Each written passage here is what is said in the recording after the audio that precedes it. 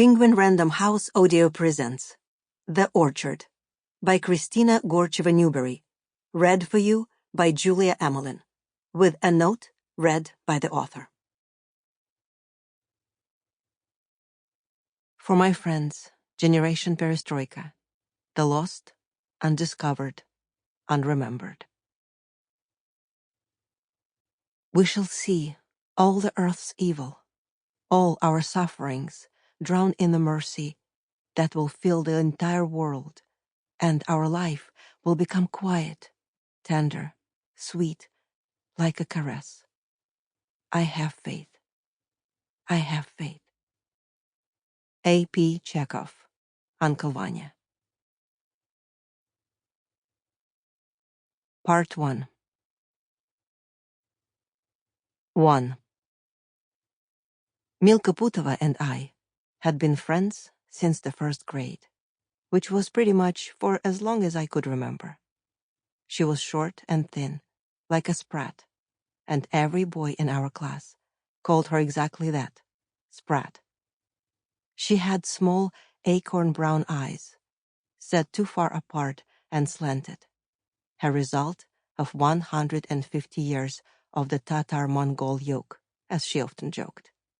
Her face was broad and pale, her pulpy lips raspberry red, especially in winter, after we'd been sledding or building forts all afternoon, snow-crusted on our knees and elbows, our bangs and eyelashes bleached with frost.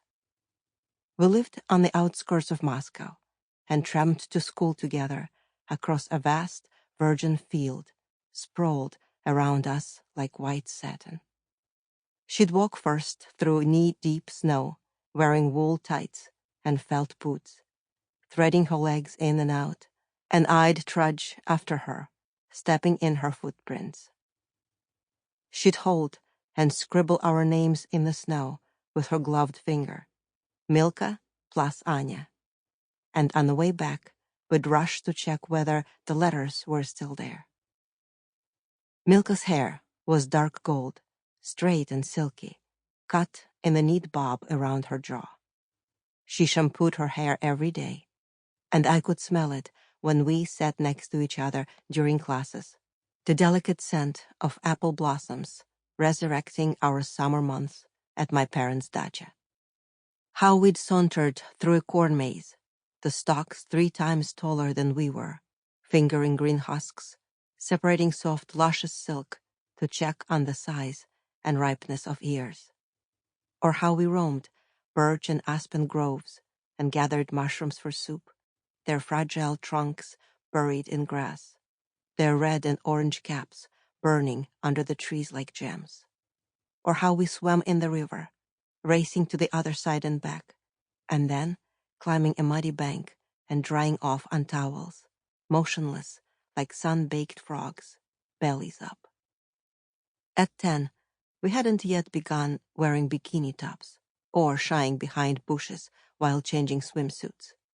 We touched each other's faces and shoulders and non-existent breasts, compared hands and feet, the length of our toes and fingers, noses, eyelashes, the color and shape of our nipples.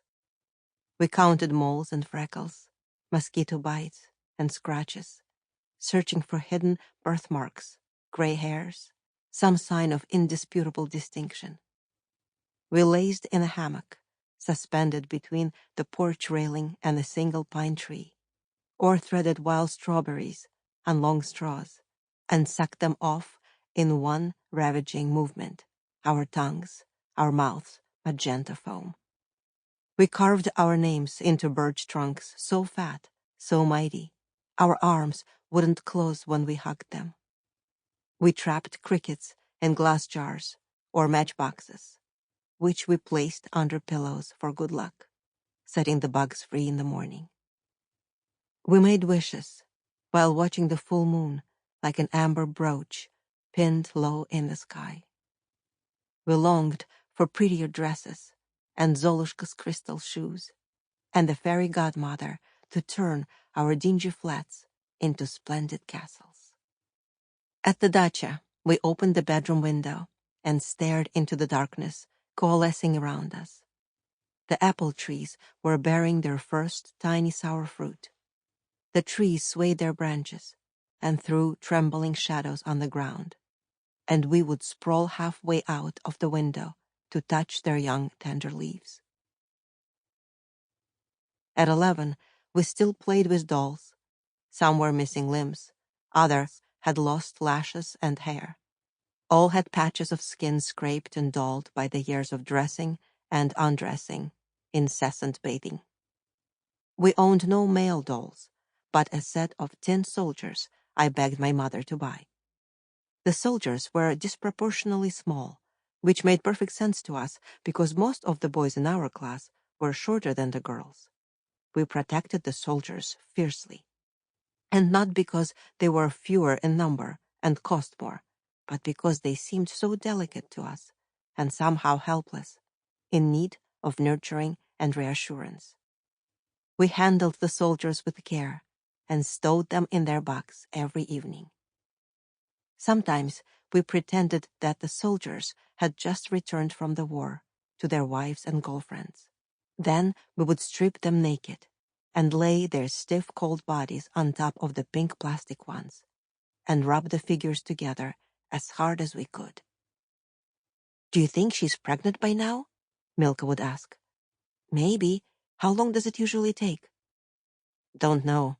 Let's rub some more," she'd say, and slide her doll back and forth under my soldier.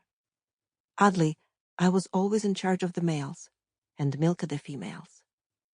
My soldier would lean in to kiss Milka's girl doll, his lips so small, so hard against her curvy painted ones.